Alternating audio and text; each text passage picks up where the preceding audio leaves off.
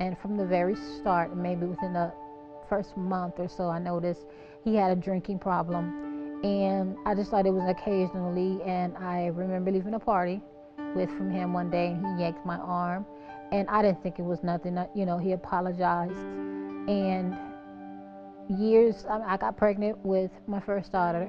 And that's when he choked me and pushed me into a closet. And I was getting ready to leave, but he wouldn't let me leave because he was laying on my suitcase. I left. His mom took me somewhere. I left, came back because she wasn't there. A few years go by, a lot of abuse still happening.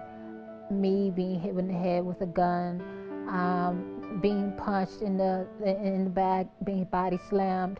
I remember turning around but not touching the door. He called my name, and I turned around and he shot me. And I started slowly falling to the ground, and I tried to grab his pants leg. He took off running, and I was laying forward, and the EMTs came. My friend came out of the house, and they started working on me. They took me to the hospital.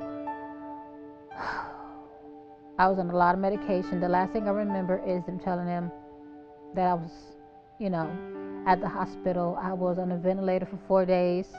It was kind of touch and go for a while, but the Almighty God upstairs, he said, listen, this is what's wrong with you, but I'm going to leave you this way, and let me see what you're going to do with it.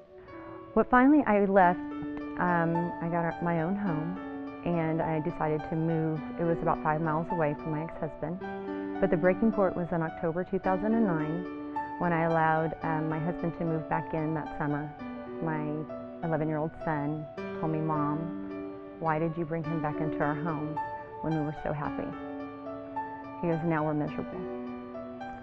Very emotional for me when it comes from your 11-year-old son, who felt like he was the man of the house at that time because his dad was no longer there, and I wanted him gone.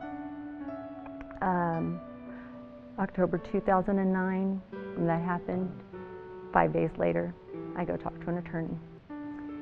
And I started preparing myself because when you're in a domestic violence situation, I rented a storage. I started taking things out little by little, things that would mean a lot to me. Photographs, nothing major, furniture, but the little things, like for my grandmother, the things that he would try to break or destroy. Because there's two options, and I kept thinking them over. This is a 13-year marriage. The options were stay and die, leave and die. There's really no option. He's either going to find me and kill me, or I stay in the house and he'll kill me. And so I decided at that point, I'd rather have one day of happiness leaving than a lifetime of hell.